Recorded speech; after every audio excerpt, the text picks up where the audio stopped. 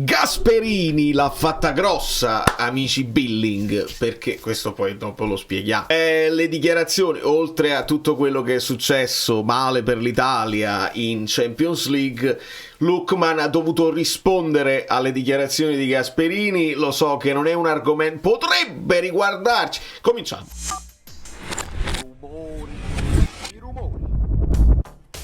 Dico potrebbe riguardarci perché Lookman è un giocatore forte e quindi quando si parla di un giocatore forte i tifosi accendono la fantasia e la lasciano accesa finché poi magari non sfuma. Benvenuto Salvatore Scarpato e a tutti i nuovi iscritti. Saranno pochi quelli che guarderanno questo video quando io mi affaccio in argomenti che non sono del Napoli, quindi vi chiedo un like proprio in ginocchio, così la faccia mia sotto i like vostri, per far girare il video, perché mi piace parlare delle altre squadre e piano piano ci dobbiamo arrivare.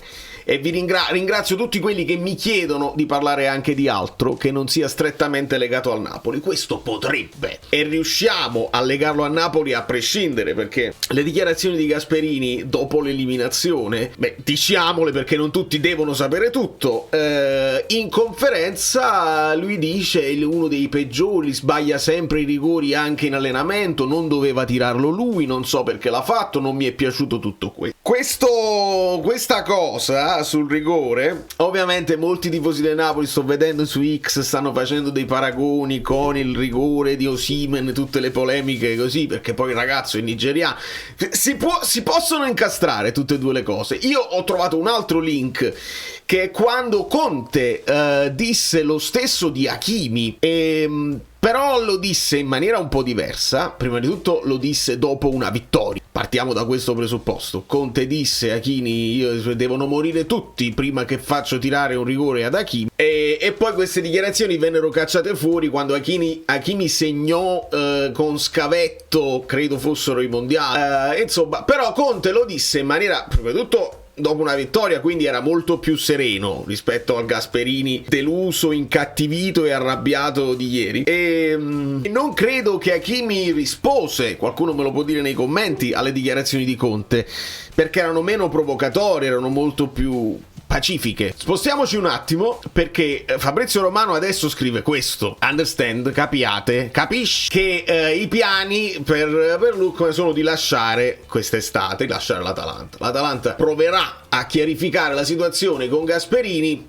nelle prossime 24 ore, ma questo non cambierà i piani futuri. Era già programmato per l'estate scorsa, il trasferimento avverrà quest'anno. Ricordiamo i rumors e ci riguardano comunque in qualche modo, perché se il PSG effettivamente aveva offerto per Kvara già quest'estate, ad un certo punto, poco prima dell'inizio del campionato, si parlava di un forte pressing sull'Atalanta per cedere Lookman e non avvenne.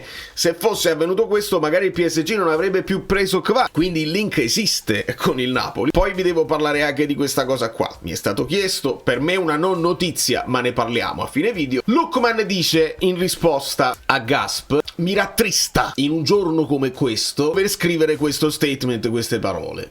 Prima di tutto, per quello che abbiamo raggiunto insieme come team e come città, be singled out, cioè parlare semplicemente di me nel modo in cui è successo, non solo mi fa male, non solo mi ferisce, ma suona profondamente irrispettoso.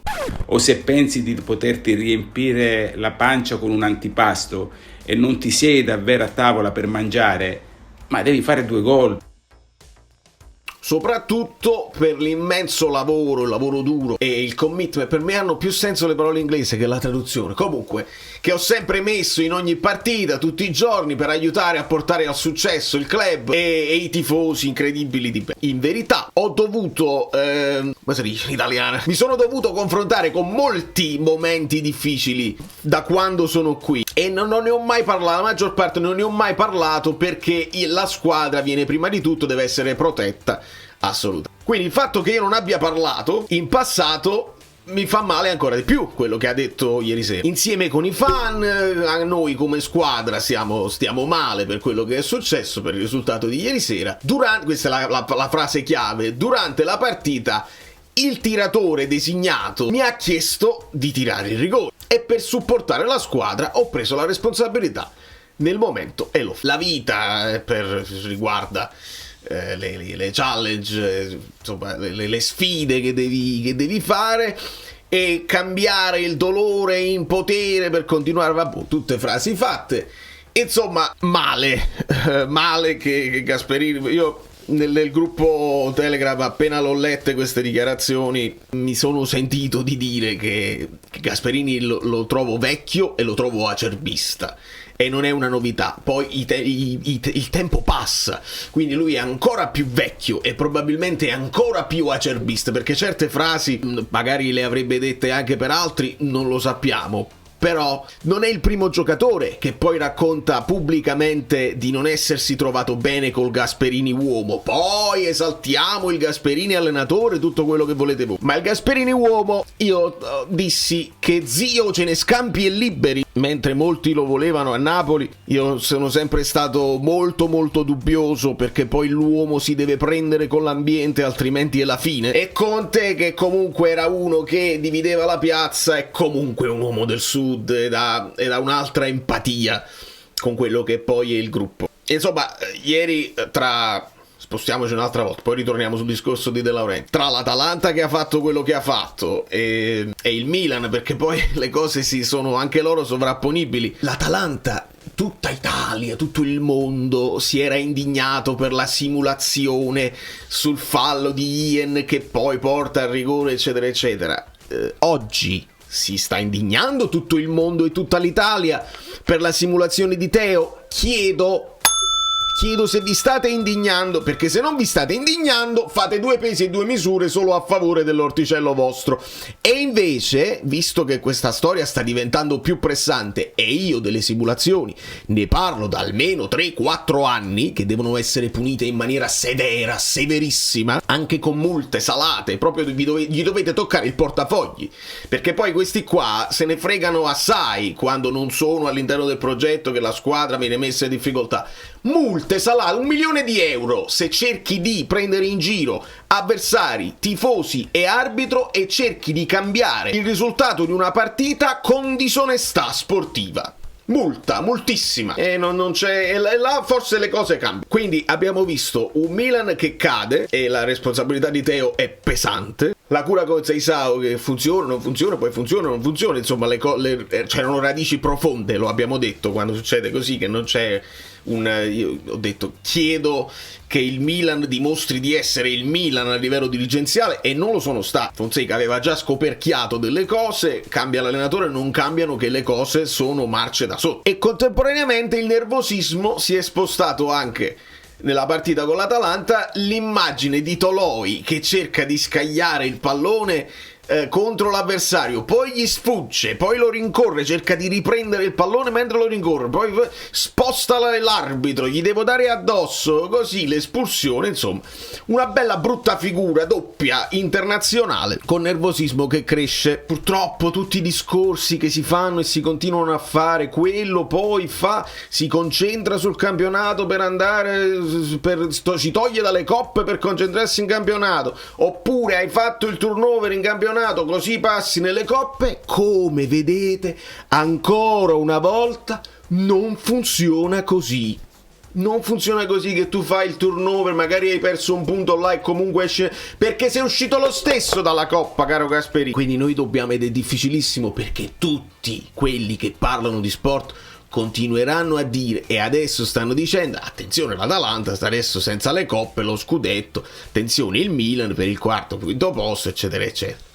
Vediamo cosa succede. Quindi mentre noi adesso magari ci facciamo un po' di fantasie sulla possibilità di vedere Luke, perché noi ragazzi abbiamo risparmiato i soldi adesso, l'anno prossimo bisogna trovarlo un sostituto adeguato a Kvara, e quindi è normale che Lookman viene in testa. Però io ricordo sempre, risposto di nuovo, le parole di ADL quando parlava dei giocatori africani, che non ne vuole più sentire parlare. Non lo so se poi cambia, perché poi ADL ha spesso cambiato idea, ci dice una cosa poi ne fa un'altra, quindi non lo so se la cosa è possibile. Ma se c'erano gli occhi del Paris Saint-Germain, altre squadre se si va poi all'asta è difficile, ma è una fantasia legittima per una squadra come il Napoli che avrà parecchi soldi da spendere. Ci aggiungiamo ipotetici denari che possono venire da Osimhen, che è arrivato mi pare a 24 tra gol e assist, e Fabrizio Romano sta pubblicizzando la cosa, quindi c'è stata anche una domanda fatta a Oriali, bellissimo, che risponde alla domanda, dice: ma è possibile fare una chiacchiera con Osimhen e capire se... E Oriali, possibilista col sorriso, bellissimo, dice una chiacchiera, vediamo, tutto può essere nella vita, e sottolinea, dice: li ha fatti 2 gol ieri, perché che Oriali è uomo di campo, è uomo di calcio, le segue le cose e sa. Però per quanto riguarda Osimhen, vedete che si collega con questa cosa qua, dove cronache di spogliatoio e anche calcio e finanza sono usciti. Io ve lo dissi, i più attenti l'hanno registrato, che io ho detto non mi fido più nemmeno di calcio e finanza, oramai non mi posso fidare più nemmeno di cronache di spogliatoio, che quando riguarda l'Inter, ma noi dobbiamo aspettare, non siamo sicuri, eccetera eccetera, per altre squadre. Oggi se ne sono usciti con questo titolo, rinviato a giudizio dalla Procura di Roma per far su in bilancio per le annate 2019, 2020, 2021. Si parla ancora della situazione di Osimhen e si mettono dentro anche le operazioni di Manolas, eccetera eccetera. Però questo non è vero, gli è stato fatto notare e hanno cambiato. La Procura di Roma ha chiesto il rinvio a giudizio per De Laurentiis, che sono 2 cose molto diverse. Ricordiamo che, per quanto riguarda le cose sportive, è stato tutto già deciso e non c'è niente da fare. Al massimo ci può essere una multina pesante, la famosa maxi multina, per il presidente o per Chiavelli o per chi volete voi. È una non notizia che purtroppo rimbalza, perché quando riguarda il presidente rimbalza quando si fanno queste parole grosse, ma non ci riguarda a livello calcistico. E quindi, dato che le hanno messe tutte e 3 contemporaneamente, 3 partite molto interessanti, che sono quella del Paris Saint-Germain, perché io chiedo perdono ma me lo guardo e cerco di capire se può ancora margini di crescita il ragazzo, lo so che non ci riguarda, ma poi c'è la partita della Juve, perché molte delle speranze del ranking per l'Italia, insomma, per avere quel 5° posto disponibile per la Champions, che spero proprio che non riguardi noi, ma riguarderà le altre che dovranno affannarsi, molte delle speranze sono riposte nella Juve, sono riposte nella Roma, capire cosa farà la Lazio, perché Milan e Atalanta si sono fatte fuori e quindi siamo stati sorpassati in questo momento dalla Spagna nel ranking. E poi ci starebbe pure Real Madrid-Manchester City, che non è una partita così, è una partita che andrebbe vista e andrebbe goduta da esterni, perché Manchester City che è una crisi pazzesca, il Real Madrid che convince non convince, però hanno quelle stelle, insomma, partite tutte da godere. Se avete guardato questo video fino a qui, lasciate sotto il commento, oltre ai commenti che volete lasciare, un secondo commento dove scrivete Billing, perché questo è il nuovo trend che ha lanciato David Neres, Billing, come commento sotto una foto di Billing. Quindi noi risponderemo Billing a tutte le cose e ci dobbiamo porre il problema. Ne parleremo in questi giorni. Ieri era un martedì pazzesco, adesso è martedì, domani sarà martedì. Dobbiamo capire la situazione, chissà se gli altri stanno recuperando. Si parla di Spinazzola, di Olivera. Vediamo piano piano di costruire una formazione contro il Como, pensando già alla formazione con l'Inter, o forse tu stecchi contro il Como, la formazione anti-Inter è quasi, insomma, la devi fare, ma devi prima fare il Como, quindi pensare ad un turnover la vedo difficile. Da New York, Valerio Fluido è tutto, vi abbraccio e vi bacio. Male, Gasperini, male.